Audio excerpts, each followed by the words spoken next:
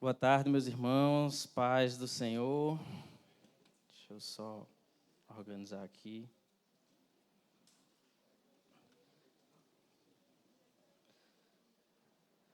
Estava ali atrás, brincando com a minha irmã ali, dizendo como eu estava suado. Ela disse, mas não é por causa do ar-condicionado não, viu? Eu disse, não, é nervoso mesmo.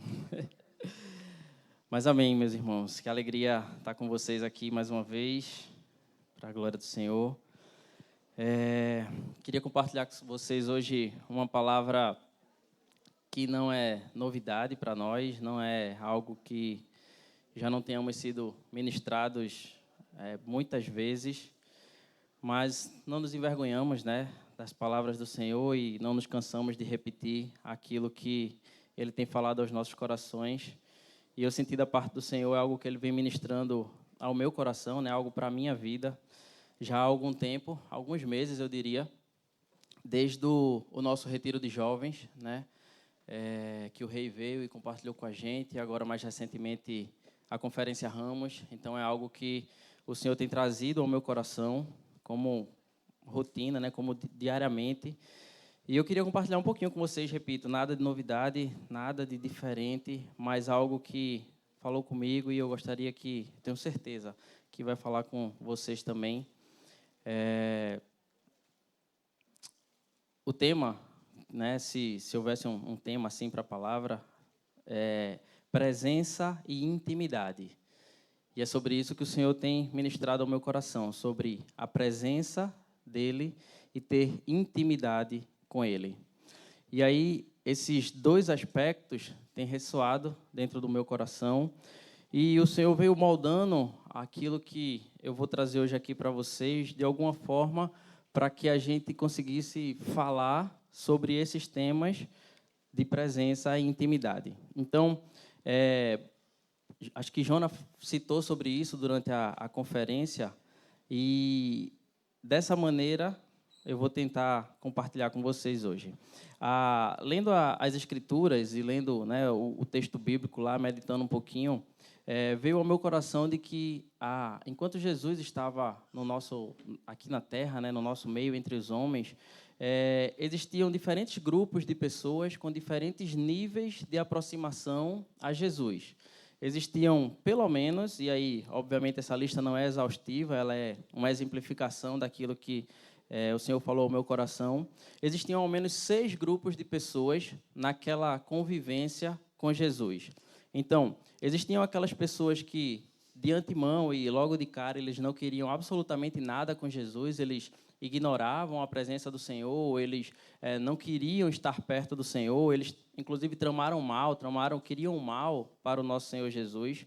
Existiam aquelas pessoas que estavam no meio das multidões, então eles estavam ali, em algum momento, próximo ao Senhor, mas eles não tinham aquela convivência de intimidade e de presença do Senhor em todo o tempo. Existiram aqueles homens, aqueles 70 que ficaram conhecidos na Bíblia, como aqueles que Jesus enviou de 2 a 2, que eram aqueles homens que já tinham alguma proximidade com o Senhor. Existiram, obviamente, os 12 discípulos, daqueles que estavam mais próximos dele, aquele grupo dos 12 que nós sabemos. Existia aquele grupo dos 3, né, que a gente também já ouviu falar. E existia aquele que é intitulado Aquele a quem Jesus amou e reclinou no peito dele. Então, era sobre isso que eu queria falar com vocês, é sobre isso que eu quero falar com vocês nessa tarde. E aí a gente começa pelo grupo mais distante, aquele grupo daquelas pessoas que não queriam absolutamente nada com Jesus. Eu inventei uma palavra aqui, eu nem sei se a palavra existe, eram aqueles os rejeitadores, eu nem sei se essa palavra existe, eu botei aqui só para me lembrar que era aquele grupo daquelas pessoas que não queriam estar com Jesus. Então, esse é o primeiro grupo, é aquele grupo das pessoas que eram avessos à presença de Jesus. Essas pessoas ouviram a fama de Jesus, essas pessoas ouviram os feitos de Jesus, essas pessoas ouviram a repercussão da presença de Jesus naquele local, mas mesmo assim elas não queriam estar com Jesus e o rejeitavam. Elas viram inclusive os milagres e os prodígios que Jesus fez, mas ainda assim elas não queriam. Então eu trouxe aqui alguns exemplos para a gente ler um pouquinho sobre esse grupo de pessoas, que são exemplos que a gente já conhece. Então, Paulinho falou aqui agora no finalzinho sobre aquele homem endemoniado, que a história dele é conhecida como endemoniado Geraseno. Nós conhecemos essa história daquele jovem, como o Paulinho acabou de citar aqui, estava, né, com uma legião de demônios, e quando Jesus se aproxima, ele fala, esse texto está lá em Marcos 5. Então, aquele homem tinha uma força descomunal, não ele, né, mas era pela presença daqueles demônios, era uma força descomunal que habitava nele. E aí nós conhecemos a história, conta que Jesus, chegando ali com compaixão daquele jovem, ele expulsa aqueles demônios daquele jovem e ele lança aqueles demônios naquela manada de porcos, e a manada de porcos se joga de espinhadeiro abaixo e morrem ali aqueles porcos. Então, o texto de Marcos 5, a partir do 14, a parte B do versículo 14 até o 17, diz assim: então saiu o povo para ver o que sucedera, e aí já é o fato, né, que aconteceu depois dos porcos se lançarem ali daquele espinhadeiro e morrerem. E indo ter com Jesus, versículo 15, viram o endemoniado, o que tivera a legião, assentado, vestido em perfeito juízo. Feito o relato bíblico nos diz, né? Era um homem que vivia se machucando com as pedras, era um homem que lhe atavam correntes e ele quebrava as correntes, e aquele povo viu aquele homem assentado em perfeito juízo e temeram. Versículo 16 diz: os que haviam presenciado os fatos, né? Que fato? A expulsão dos demônios, contaram-lhe os que acontecera ao endemoniado e acerca dos porcos. E o versículo 17 diz: e entraram a rogar-lhes que se retirasse da terra deles. Então, esses homens, apesar de tudo o que aconteceu ali, esses homens viram os feitos e viram o milagre, viram a transformação daquele endemoniado Geraseno, mas, apesar disso, não houve naquele povo um quebrantamento, não houve uma aproximação de Jesus. Antes, eles, pelos seus próprios interesses, falaram, né, para que Jesus se retirasse daquela terra. Os samaritanos, nós também conhecemos a história dos samaritanos, sabemos que havia uma rixa histórica que datava lá desde a divisão das tribos do norte e do sul, e havia essa rixa entre samaritanos e judeus.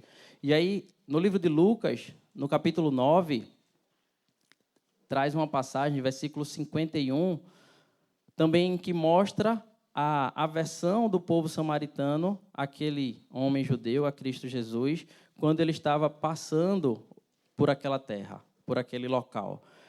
Versículo 51 diz assim: e aconteceu que, ao se completarem os dias em que devia Jesus, ele, ser assunto ao céu, manifestou no semblante a intrépida resolução de ir para Jerusalém, e enviou mensageiros para que o antecedessem. Indo eles, entraram numa aldeia de samaritanos para lhes preparar pousada. E o versículo 53 diz: mas não o receberam, porque o aspecto dele era de quem decisivamente ia para Jerusalém. Então, pelo aspecto, pelo semblante de Jesus, pelo fato de que ele parecia alguém que ia para Jerusalém, e por todo o contexto histórico da mistura que houve dos povos de Samaria com tribos estranhas, com outros povos que dominavam, como os assírios, aquele povo tinha aquela rixa e aquele povo não quis receber Jesus. Obviamente, o povo de Samaria conhecia a fama e já tinha presenciado alguns milagres e prodígios executados por Jesus, mas mesmo assim, aquele povo não o recebeu. O último exemplo que eu trago para exemplificar, enfim. O último exemplo que eu trago aqui são dos escribas e fariseus. Os escribas eram aqueles homens mestres e doutores da lei, e os fariseus eram aqueles adeptos da doutrina. Então, a gente conhece a história e sabe que foram esses grupos de homens que tramaram todo o plano para tirar a vida de Jesus. Então, 2 textos apenas para exemplificar. O texto de Mateus, capítulo 12, versículo 14, diz assim: retirando-se, porém, os fariseus conspiravam contra ele, sobre como lhe tirariam a vida. E outro texto que está lá em Mateus, capítulo 26, versículos 3 e 4, diz: então os principais sacerdotes e os anciãos do povo se reuniram no palácio do sumo sacerdote, chamado Caifás, e deliberaram prender Jesus à traição e matá-lo. Então, é outro grupo de pessoas que estavam presentes em toda a atuação de Jesus, enquanto Jesus andava e fazia os seus milagres, e ministrava e falava sobre o reino e sobre o amor de Deus. Os escribas e fariseus, eles presenciavam aquilo, mas a decisão deles, ainda que tivessem visto tudo aquilo, foi de tramar a morte de Jesus. Então, para ficarmos nesses 3 exemplos aqui, esse primeiro grupo, que são as pessoas que rejeitam Jesus, de forma geral, elas são pessoas que, mesmo sendo ministradas acerca de Jesus, do seu reino e do seu poder, elas estão mais interessadas nos seus próprios interesses, sejam interesses econômicos, como no caso do povo lá do endemoniado Gerazeno, como interesses históricos ou conflitos que aconteceram, ou experiências passadas em outras gerações, ou alguma coisa que alguém diz, você já deve ter visto alguém que diz, mas eu já tive um vizinho que era crente e ele era chato, eu não gostava dele, enfim, algum contexto desse, e essas pessoas decidem não ter qualquer relacionamento com Jesus, ou como os escribas e fariseus, com aquilo que confrontava, tudo aquilo que eles viviam e faziam. A presença de Jesus confrontava todo o estilo de vida daqueles homens. Então, essas pessoas, esse primeiro grupo de pessoas, eles têm os seus próprios interesses. Esses seus interesses são mais importantes do que Jesus, e eu destaquei aqui, e eles não têm qualquer dúvida em relação a isso. Seus interesses são mais importantes do que Jesus para eles, e eles não têm nenhuma dúvida acerca disso. Então, eles se mantêm distantes. O segundo grupo de pessoas, que são as multidões, são aqueles que se aproximam de Jesus, mas, muitas vezes, essas pessoas não têm interesse em conhecer Jesus. Às vezes, essas pessoas se aproximam unicamente com a intenção de receber aquilo que Jesus tem a oferecer. Isso se aplica à época de Jesus, isso se aplica nos dias atuais. Essas pessoas reconhecem os feitos de Jesus, reconhecem o poder de Jesus, reconhecem a mensagem de Jesus, mas não estão dispostos a abrir mão de si mesmos e tomar a sua cruz. Jesus, muitas vezes, para eles, é uma oportunidade. É oportuno estar na presença de Jesus em alguns momentos. E aí você vai identificar, provavelmente, você conhece alguém, tem convivência no trabalho, na escola, na família, de alguém que se encaixaria perfeitamente nessa descrição de multidão. E aí tem alguns aspectos em relação a esse grupo, né, a multidão, assim chamado, que eu gostaria de destacar. Queria que vocês abrissem, Mel, colocar aí, por favor, o texto de Mateus 13, versículo 34, falando sobre as multidões e alguns aspectos relacionados a esse grupo. Mateus 13, versículo 34 a 36, diz assim: Todas estas coisas disse Jesus às multidões por parábolas, e sem parábolas nada lhes dizia, para que se cumprisse o que foi dito por intermédio do profeta. Abrirei em parábolas a minha boca, publicarei coisas ocultas desde a criação do mundo. Versículo 36. Então, despedindo as multidões, foi Jesus para casa. E aí continua. E chegando-se a ele os seus discípulos, disseram, explica-nos a parábola do joio do campo. Então, há 2 pontos aqui que eu queria destacar. Primeiro ponto, no início do versículo 36, diz assim, então, despedindo as multidões. E é o primeiro aspecto que eu queria ressaltar sobre o grupo das multidões. Essas pessoas, ou esses indivíduos que se encontram na multidão, eles se despedem de Jesus. Vejam, enquanto Jesus despediu aquelas pessoas e aquelas pessoas saíram da presença do Senhor, o versículo 36 continua dizendo, e chegando-se a ele os seus discípulos, ou seja, os discípulos de Jesus permaneciam com ele, enquanto aqueles que estavam na multidão se despediam dele. Em contraponto aos discípulos que estavam em casa com Jesus, a multidão não estava com Jesus em todo o tempo, mas estava com ele em determinado período de tempo. A presença de Jesus era, portanto, temporária e transitória. E esse é o primeiro ponto, esse primeiro aspecto que eu queria falar sobre as multidões. Provavelmente você convive com alguém ou conhece alguém que até vai no encontro da igreja no domingo à noite e frequenta alguma reunião, mas às vezes, e eu digo por convivência mesmo, né? A pessoa vai para o encontro da igreja no domingo, mas você sabe que no sábado ela estava numa festa ou estava em alguma convivência que não tinha nada a ver com Jesus. E aí, muitas vezes, quando você pergunta a uma pessoa dessa, tu vai para a igreja, tal, como é a tua vida? Geralmente a resposta é que eles falam que, é porque eu me sinto bem quando vou à igreja, ou, eu sinto paz quando vou na igreja, ou, eu gosto dos louvores, ou, eu gosto da presença de Jesus, mas são pessoas que estão na presença do Senhor de modo transitório e temporário, e não full time, feito a gente diz, né? Não tempo integral na presença de Jesus. O segundo aspecto sobre as multidões é que, de fato e verdadeiramente, as multidões não conhecem Jesus. Isso está lá em Lucas, capítulo 9, versículos 18 e 19. Diz assim, versículo 18 de Lucas 9.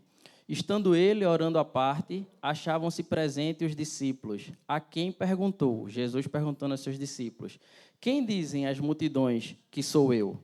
Versículo 19, responderam eles, João Batista, mais outros, Elias, e ainda outros dizem que ressurgiu um dos antigos profetas. Então, a multidão tinha várias opiniões de quem era aquele homem, aquele Jesus, mas elas, de fato, não conheciam quem era Jesus. O versículo 20 do mesmo capítulo continua dizendo, Jesus perguntando a eles, mas vós, e aí ele está se dirigindo agora aos discípulos, aqueles que conhecem Jesus. Perguntou ele, quem dizes que eu sou? Então falou Pedro e disse, és o Cristo de Deus. Então, apesar de estarem com Jesus, ouvirem as suas ministrações, presenciarem os seus milagres, a multidão não conhece Jesus, pois cabe aos seus discípulos conhecê-lo, aqueles que têm um relacionamento com ele, e não aqueles que estão procurando Jesus por uma fuga, por uma busca de paz ou de consciência tranquila ou por causa dos louvores, mas sim aqueles que estão com Jesus todos os dias e não se despedem dele. Terceiro aspecto que eu queria ressaltar, ainda sobre as multidões, é que elas se beneficiavam da presença e do poder de Jesus, mas mesmo assim ainda era temporário e transitório. A multidão, as pessoas que fazem parte da multidão, elas têm interesse nos benefícios de Jesus, nas suas curas e, segundo relata o texto, até mesmo no alimento e que tinham comido. Mateus, capítulo 15, versículo 29, diz assim, partindo Jesus dali, foi para junto do mar da Galileia e, subindo ao monte, assentou-se ali. Versículo 30. E vieram a ele muitas multidões, trazendo consigo coxos, aleijados, cegos, mudos e outros muitos, e os largaram junto aos pés de Jesus, e ele os curou. De modo que o povo se maravilhou ao ver que os mudos falavam, os aleijados recobravam saúde, os coxos andavam e os cegos viam. Então glorificavam ao Deus de Israel. Quantas pessoas nós não conhecemos que até frequentam alguma congregação, alguma reunião, muitas vezes na hora da dificuldade, buscando conforto, buscando uma cura, buscando um auxílio, buscando um emprego, buscando algo que Jesus tem a oferecer e não a sua presença. O texto de João, no capítulo 6, versículo 24, diz assim, quando, pois, viu a multidão que Jesus não estava ali, nem os seus discípulos, tomaram os barcos e partiram para Cafarnaum à sua procura. E, tendo-o encontrado no outro lado do mar, lhe perguntaram, mestre, quando chegaste aqui? E Jesus, no versículo 26, ele diz, respondeu-lhe Jesus, em verdade vos digo, vós me procurais, não porque vistes sinais, mas porque comeste dos pães e vos fartastes. Então, em resumo, esse grupo de pessoas que existia naquela época e continua existindo hoje, as pessoas que estão na multidão, elas procuram Jesus por algum benefício que possam ter através da sua vida, do seu poder, dos seus milagres, das suas curas e de tudo aquilo que Jesus, em seu excelente poder, em seu supremo poder, pode oferecer. Mas elas não estão interessadas numa vida cotidiana, diária, com Jesus. O terceiro grupo de pessoas, listados aqui é o grupo dos 70, aqueles 70 discípulos. Então, vejam que tanto aqueles que rejeitam Jesus, como o primeiro grupo que a gente falou, das pessoas que rejeitam Jesus, como o segundo grupo, o grupo das multidões, são pessoas que não têm um relacionamento com Jesus. São pessoas que estão ou não querem ter nada com Jesus ou querem apenas algum benefício da pessoa de Jesus. A partir de agora, não. A partir daqui, e dando sequência àquilo que eu queria compartilhar com vocês, são pessoas que, sim, essas sim, já tinham um relacionamento com Jesus e que, embora esse grupo específico dos 70 não haja muitos detalhes sobre eles no relato bíblico, nós podemos inferir que, sim, eles tinham algum relacionamento com Jesus e que, em algum momento da vida, ou à primeira vista, eles eram discípulos do Senhor. Certo? A partir daqui, desse grupo dos 70, nós passamos a falar de homens que são discípulos do Senhor. Em algum momento de suas vidas, esses homens optaram por abrir mão da sua vontade para viver a vida com Cristo. Embora não sejam nominalmente citados, né, não há escrito o nome dos 70, o texto afirma que eles foram designados por Jesus e enviados por Jesus. Embora não saibamos como prosseguiu a carreira desses homens, nós conhecemos o início da sua trajetória. Podemos não conhecer o fim, mas conhecemos o início da carreira deles. Ainda que não saibamos como acabou, é preciso reconhecer que em algum momento eles estiveram com Jesus e seguiram-no. Em algum momento, esses homens tinham algum grau de relacionamento com Jesus. O texto de Lucas, capítulo 10, é onde fala, né, sobre esses 70. Lucas 10, versículo 1 e 2. Começa falando sobre a missão desses 70. Diz assim, Lucas capítulo 10, versículo 1 diz: depois disto, o Senhor designou outros 70 e os enviou de 2 em 2, para que precedessem em cada cidade e lugar aonde ele estava para ir. Então, esses homens eles foram designados por Jesus e enviados por Jesus. Versículo 2 diz: e lhe fez a seguinte advertência: a seara é grande, mas os trabalhadores são poucos. Rogai, pois, ao Senhor da seara que mande trabalhadores para a sua seara. Então, esses homens foram instruídos, foram designados, foram enviados, foram instruídos por Jesus e eles tinham, sim, algum grau de relacionamento com o Senhor. Prosseguindo no texto de Lucas 10 ainda, no versículo 17, o subtítulo, né, da sessão, ela diz: o regresso dos 70. Então, o texto continua dizendo, agora falando da volta desses 70 que foram enviados.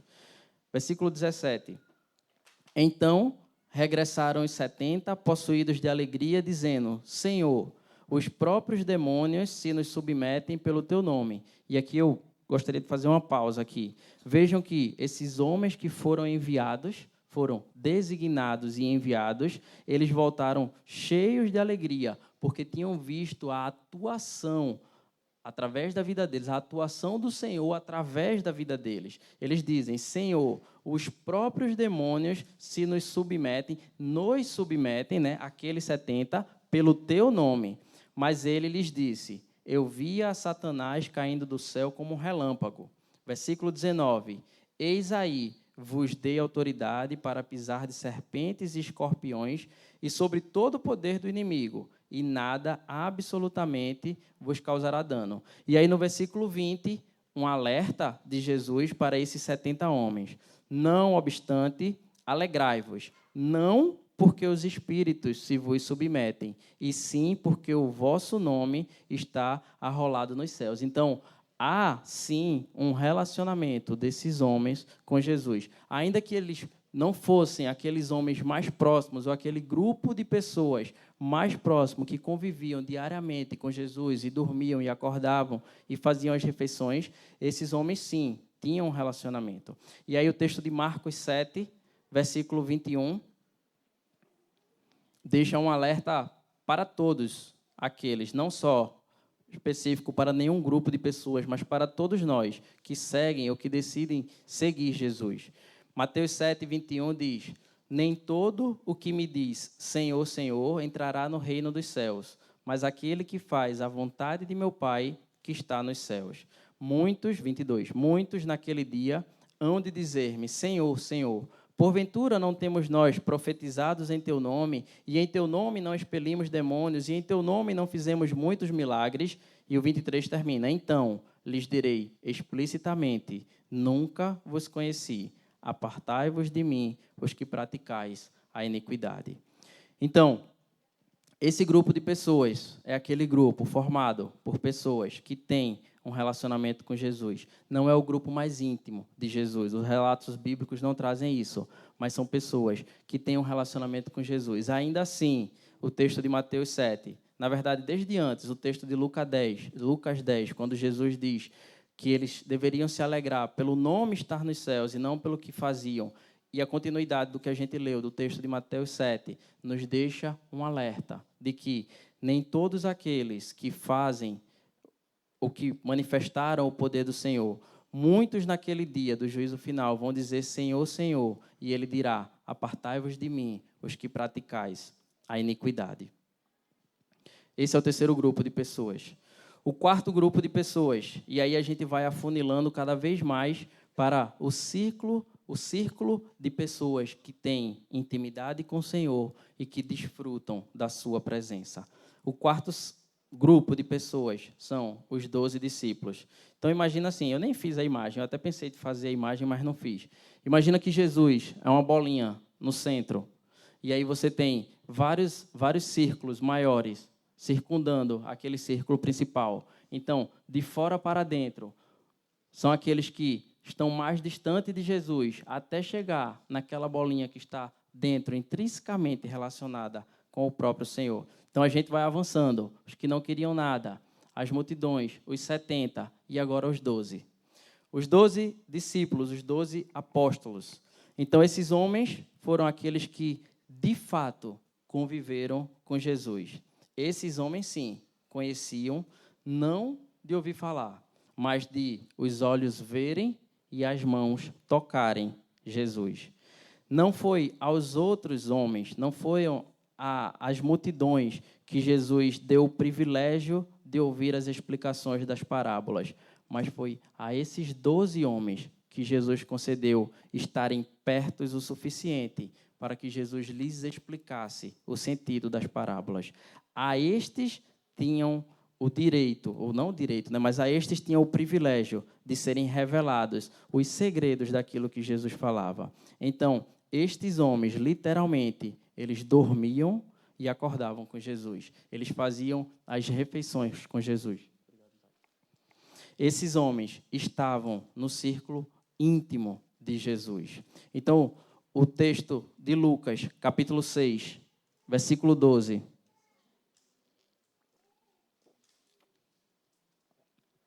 Nos fala um pouquinho sobre isso.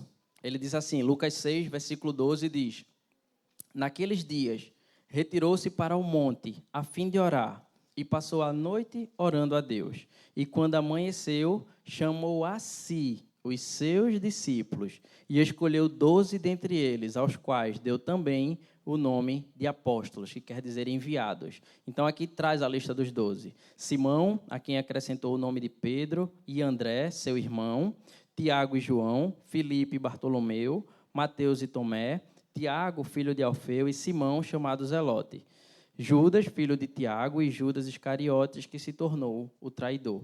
Então, depois de orar a Deus durante uma noite inteira, quando amanheceu, Jesus chamou esses 12 para estarem com ele e conviverem com ele. O texto de Marcos, capítulo 4, fala um pouquinho sobre aquilo que eu citei anteriormente, sobre o privilégio que esses homens tinham de terem a revelação de Jesus chamá-los para perto e revelar a ele as explicações das parábolas. Marcos, capítulo 4, versículo 10, diz assim: Quando Jesus ficou só, os que estavam junto dele com os 12 o interrogaram a respeito das parábolas. Então, Jesus, quando estava com as multidões, falava as parábolas, e quando estava só com esses 12, eles, nesse texto aqui, nesse relato, eles interrogaram a Jesus sobre aquela parábola. Aí no versículo 11 diz: Ele lhes respondeu: a vós outros vos é dado conhecer o mistério do reino de Deus, mas aos de fora tudo se ensina por meio de parábolas, para que vendo, vejam e não percebam, e ouvindo, ouçam e não entendam, para que não venham a converter-se e haja perdão para eles. Então, como a gente falou, a esses homens que usufruíam da presença e da intimidade com Deus, era dado a eles o privilégio da revelação daquilo que Jesus falava. Esses homens foram privilegiados. Eles, como eu já falei, dormiam e acordavam e presenciaram todos os principais acontecimentos da vida de Jesus. Tudo que Jesus operou, seus milagres, suas libertações, suas curas, multiplicação de pães, tudo que Jesus falou, ministrou e ensinou, esses homens usufruíram de tudo isso que Jesus fez porque tinham intimidade e presença e estavam, na presença de Jesus. Esses foram os 12 apóstolos de Jesus. E aí vejam que vai afunilando, e aí, a essa altura do campeonato, da administração, você já deve estar percebendo onde é que a gente vai chegar aqui. Em que grupo de pessoas nós nos encontramos? Em que grupo de pessoas, o relacionamento nós temos? Que nível de presença, de proximidade e de intimidade com Jesus nós, cada um de nós, seus discípulos, hoje usufruímos? Afunilando um pouco mais sobre o quinto grupo, que era aquele grupo daqueles 3 homens. E aí eu sempre lembro do louvor, da música. Tem menino pequeno em casa, quem tem? Pedro, Tiago e João no barquinho, Todo mundo vai lembrar, do louvor, que jogaram a rede, mas não pegaram peixe, Esses homens eram um círculo ainda mais íntimo com Jesus. Dentro daquele grupo de 12 discípulos, existiam esses 3 que apenas eles estavam em alguns dos momentos mais importantes da vida de Jesus. Ainda que houvessem 12 discípulos, 12 apóstolos que conviveram com Jesus, a Bíblia traz algumas situações em que apenas aqueles 3 estavam presentes. Então, o primeiro texto é esse, da pesca milagrosa, esse da música, que a gente conhece. Está lá em Lucas capítulo 5, versículo 1. Lucas capítulo 5, versículo 1. Texto que nós conhecemos. Aconteceu que, ao apertá-lo a multidão, apertar Jesus, para ouvir a palavra de Deus, estava ele junto ao lago de Genezaré, e viu 2 barcos junto à praia do lago. Mas os pescadores, havendo desembarcado, lavavam as redes. Entrando em um dos barcos, que era o de Simão, pediu-lhe que o afastasse um pouco da praia. E, assentando-se, ensinava do barco às multidões. Quando acabou de falar, disse a Simão: faze-te ao largo e lançai as vossas redes para pescar. Vou pular para o versículo 8. Depois que os discípulos puxaram as redes cheias de peixes. Versículo 8. Vendo isto, Simão Pedro, vendo o quê? Aquele milagre que tinha acontecido dos peixes, prostrou-se aos pés de Jesus, dizendo: Senhor, retira-te de mim, porque sou pecador. Pois à vista da pesca que fizeram, a admiração se apoderou dele e de todos os seus companheiros, bem como, e aí cita aqui, de Tiago e João, filhos de Zebedeu, que eram seus sócios. Disse Jesus a Simão: não temas, doravante serás pescador de homens. E arrastando eles os barcos sobre a praia, deixando tudo, o seguiram. Eram homens compromissados com o reino e com Jesus, que deixaram absolutamente tudo para seguir a Jesus.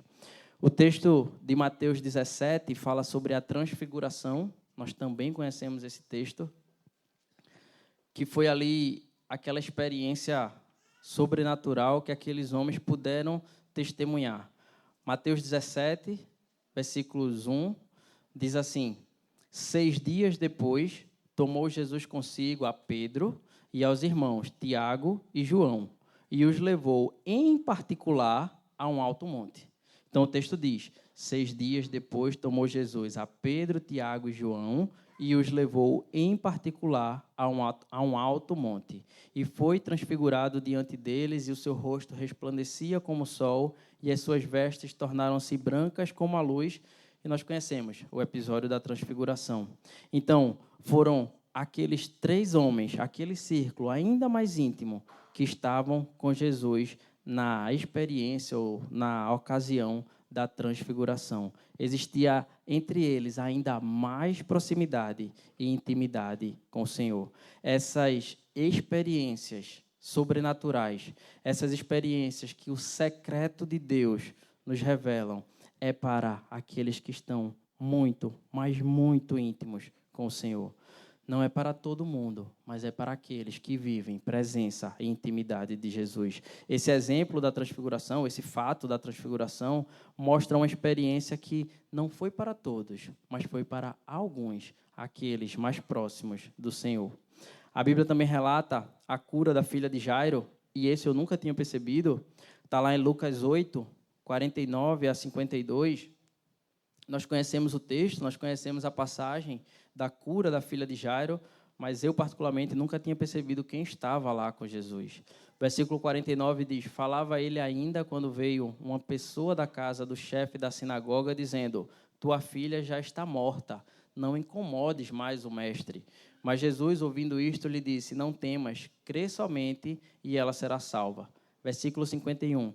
Tendo chegado a casa, a ninguém permitiu que entrasse com ele, senão Pedro, João e Tiago, e bem assim o pai e a mãe da menina. E todos choravam e a pranteavam, mas ele disse: não choreis, ela não está morta, mas dorme. Naquele momento, naquela situação da cura da filha de Jairo, também eram Pedro, Tiago e João quem estavam com Jesus. Então, o que eu estou querendo falar com isso, o que Jesus ministrou ao meu coração é de que as experiências sobrenaturais, o poder, a maravilha, a operação de milagres, não é que isso não seja visto por todas as pessoas, isso é, Jesus fazia isso na frente de todos, as multidões presenciavam, mas há algumas situações que são para aqueles que vivem presença e intimidade com Ele. O último texto relacionado a esses 3 homens é o Getsemane, que a gente também conhece. Isso está lá no livro de Mateus, capítulo 26,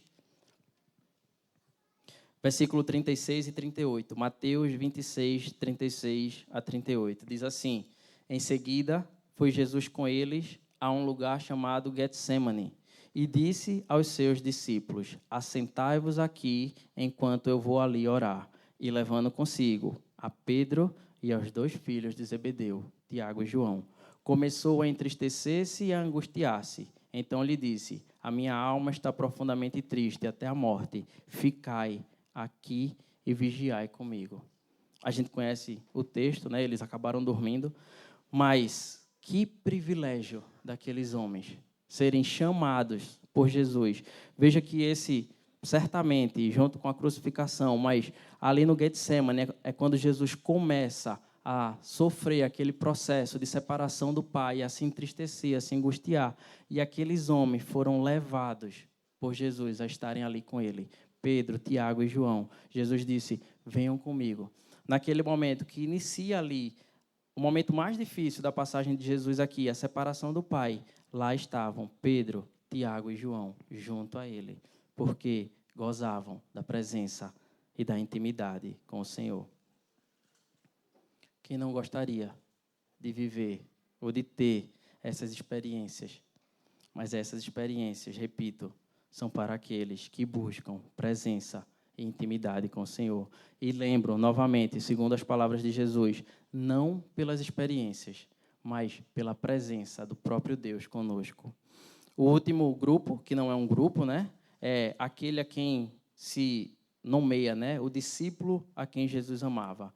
E aí, naturalmente, os estudiosos e as pessoas, aqueles irmãos que se dedicaram a buscar aprofundamento e embasamento bíblico, sempre relatam que esse discípulo era João, que acabou sendo conhecido como discípulo amado, né? Existe ainda, e aí eu não vou entrar, tá, gente, nesse celeuma aí, nesse problema, se especula sobre a autoria do livro de João, tudinho, mas é quase consenso de que esse discípulo amado se refere a João.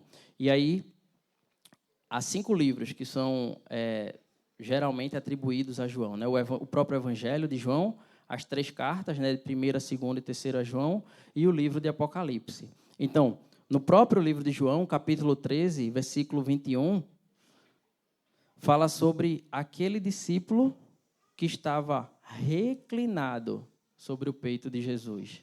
Então, vejam, a gente saiu lá de fora, de quem não quer nada com Jesus, passando pelas multidões, aqueles que querem Jesus esporadicamente. Os 70 que não são citados, mas que têm relacionamento com Jesus. Os 12 que foram escolhidos por Jesus. Os 3 que eram ali, aquele grupo íntimo de relacionamento com o Senhor. E aquele que teve o privilégio de deitar no peito de Jesus.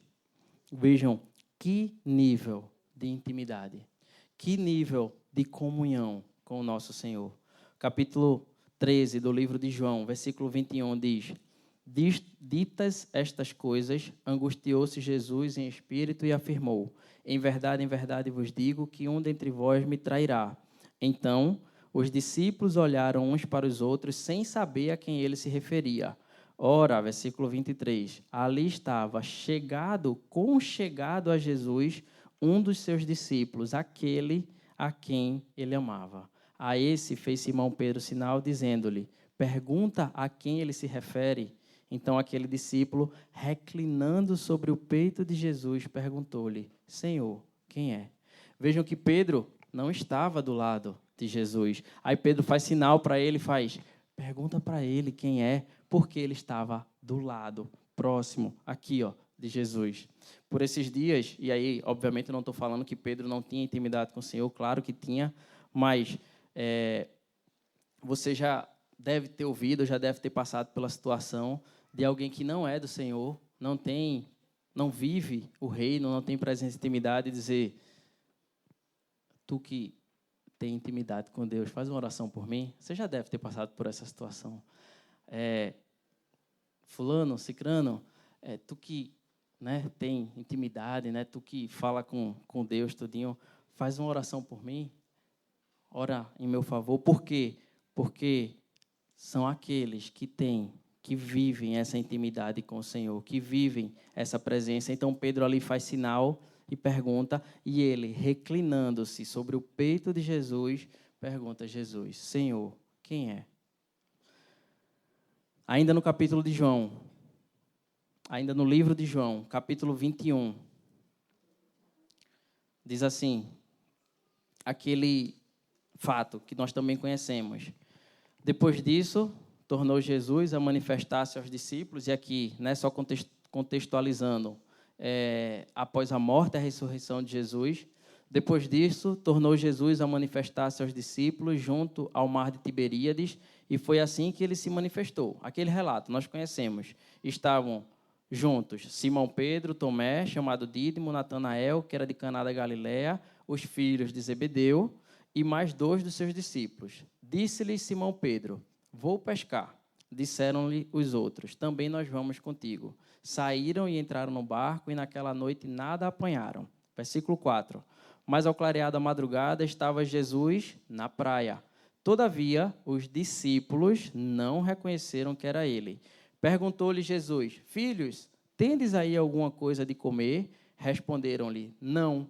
Então lhes disse, Jesus falou para eles: lançai a rede à direita do barco e achareis. Assim fizeram e já não podiam puxar a rede, tão grande era a quantidade de peixes. Nós lemos os 6 versículos iniciais para chegar no versículo 7. Aquele discípulo a quem Jesus amava disse a Pedro: é o Senhor. Aquele discípulo a quem Jesus amava disse a Pedro: é o meu Senhor, é o nosso Senhor. Ele reconheceu Jesus na praia, porque ele conhecia o seu Senhor. Ele gozava e usufruía da presença e da intimidade. Foi o primeiro que disse: é o meu Senhor. É ele que está ali na praia, porque tinha intimidade com ele. João, o discípulo amado, no capítulo 19, versículos 25 a 27, relata o texto de que ele não abriu mão da presença do Senhor em nenhuma circunstância, inclusive no momento da crucificação. Os relatos dizem que os demais discípulos fugiram, mas João permaneceu aos pés de Jesus, mesmo durante a crucificação. Versículo 25 do capítulo 19 diz: E junto à cruz estavam a mãe de Jesus e a irmã dela, e Maria, mulher de Clopas, e Maria Madalena. Versículo 26. Vendo Jesus, sua mãe, e junto a ela o discípulo amado, disse: Mulher, eis aí o teu filho. Depois disse ao discípulo: Eis aí a tua mãe. Dessa hora em diante, o discípulo a tomou e a levou para casa. Estava lá, aos pés da cruz, na crucificação de Jesus, o discípulo amado.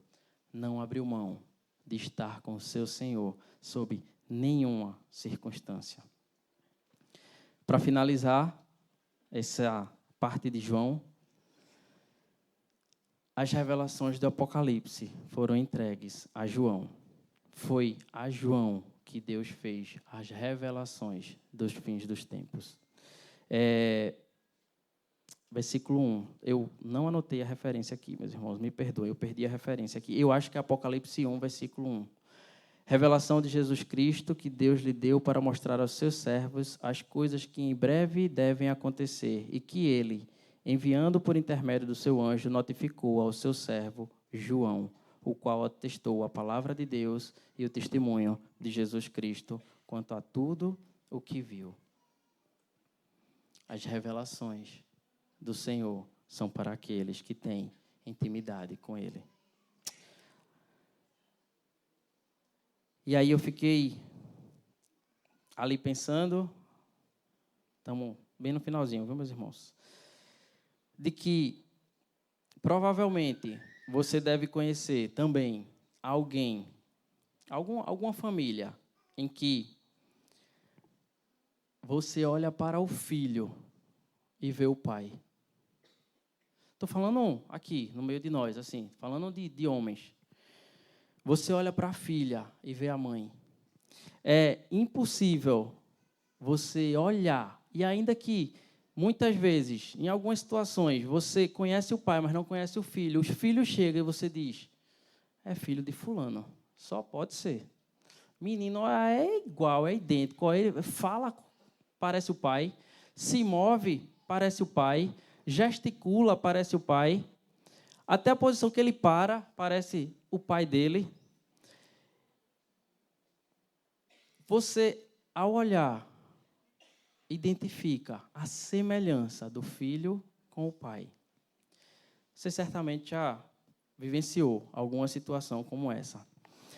Isso, muitas vezes, obviamente, é a genética, né? Obviamente, aquilo que Deus criou com perfeição, os genes sendo transmitidos de geração a geração, e aí os filhos nascem com muitas características do pai, mas isso também é fruto da convivência. O filho, muitas vezes, ele se espelha no que o pai faz. A filha se espelha no que a mãe faz. A filha quer ser, quando criança, igual à mãe. O filho quer ser, quando criança, igual ao pai. Ele quer imitar o pai em tudo que há, em tudo que faz, em todas as circunstâncias. Em tudo ele quer ser semelhante ao pai. E esse é o desejo de Jesus para nós, como filhos amados. Jesus, ele reproduzia integralmente a vida de Deus, porque ele tinha intimidade com Deus. Muito além das características físicas, Jesus refletia, e eu creio que é o desejo de Deus para todos nós, os pensamentos do Pai, as vontades do Pai, as ações do Pai. O mesmo sentimento que havia no coração de Deus, havia no coração de Jesus, porque ele tinha intimidade com seu Pai. E é isso o que Deus quer para nós. Então, eu estou falando isso também porque na conferência Ramos que estava aqui, Jonathan estava aqui, e é um exemplo desse, né? Você olha para Jonathan e você vê John. Você olha para ele e você vê o mesmo jeito de falar, o trejeito, a indagação, como fala, como vê. Então, esse é o desejo de Deus, de que todos nós sejamos parecidos com o nosso Pai. O livro de João, capítulo 5, versículo 19, diz: Então lhes falou Jesus: em verdade vos digo, que o Filho nada pode fazer de si mesmo, senão somente aquilo que vir o Pai fazer. Porque tudo que este fizer, o Filho também, semelhantemente, o faz. João, capítulo 17, versículo 21, diz: a fim de que todos sejam um, e como és tu, ó Pai, em mim e eu em ti, também sejam eles em nós, para que o mundo creia que tu me enviaste. Último texto. João, capítulo 14, versículo 7. João 14, versículo 7. Jesus fala aos seus discípulos: se vós me tivesses conhecidos, conhecerias também a meu Pai. Desde agora o conheceis e o tendo visto. E aí Filipe pergunta a ele: Senhor, mostra-nos o Pai, e isso nos basta. E Jesus diz: Filipe, há tanto tempo estou convosco e não me tens conhecido? Quem me vê, vê o Pai. Como tu dizes, mostra-nos o Pai? Não crês que eu estou no Pai e o Pai em mim? As palavras que eu vos digo, não as digo por mim mesmo, mas o Pai, que permanece em mim, faz as suas obras. Crede-me que estou no Pai e o Pai em mim. Crede ao menos por causa das mesmas obras. É desejo de Deus para todos os homens viverem o círculo mais íntimo de intimidade com Ele. Essa precisa ser a nossa busca diária. Usufruir da presença e da intimidade com o Senhor deve ser o alvo da nossa vida. Cristo Jesus, o alvo da nossa vida, para que nós sejamos semelhantes ao Pai. Há uma história, e aí eu não vou me lembrar dos nomes, até porque eu não anotei isso aqui, tá, irmãos? De um determinado homem, alguém aqui vai saber o nome, talvez Dega saiba, de um homem que era um missionário numa tribo afastada, e que aquele homem ministrava sobre o reino e falava às pessoas e mostrava a história de Jesus e dizia e pregava do reino e passou toda uma parte da sua vida falando àquele povo afastado, àquela tribo afastada sobre Jesus. E aí aquele homem um dia vai embora, morre, não me recordo bem a história, e aí chegam outras pessoas para falar de Jesus, e quando aquelas pessoas começam a descrever como era Jesus, aquelas pessoas daquela região dizem: esse homem esteve aqui conosco, esses a quem vocês estão falando, esse Jesus a quem está falando, ele esteve aqui conosco. Porque aquele homem, aquele primeiro homem que esteve ali, ele refletia a imagem de Deus. E essa deve ser o nosso objetivo, viver uma vida de intimidade com o Senhor, a ponto de que reflitamos a sua imagem para a glória do seu nome. A gente escuta falar sobre exalar o bom perfume de Cristo. E aqui eu encerro, meus irmãos. E por esses dias eu estava pensando na seguinte situação. Para quem tem filho pequeno em casa, bebezinho, ou pai, ou tio, ou os avós, depois que a gente dá banho no filho, troca de roupa, penteia o cabelo, deixa ele bem bonito, bem arrumado. Bebezinho a gente faz muito isso, bota aquele perfume, aquele cheirinho. E aí você começa a dar cheiro, né? Todo mundo começa a dar cheiro naquele bebê, e tome cheiro naquele bebê. E aí você sai da vida ali, da presença daquele bebê. Todo mundo que chega perto de você diz: que cheiro bom, que cheiro de bebê, que cheiro gostoso. Porque você estava ali deu tanto cheiro naquele bebê, agarrou tanto, abraçou tanto, que você fica com aquele cheiro em você. Então, quando você sai dali, as pessoas percebem, dizem: que cheiro bom, cheiro de bebê, cheiro gostoso. E esse é o nosso alvo.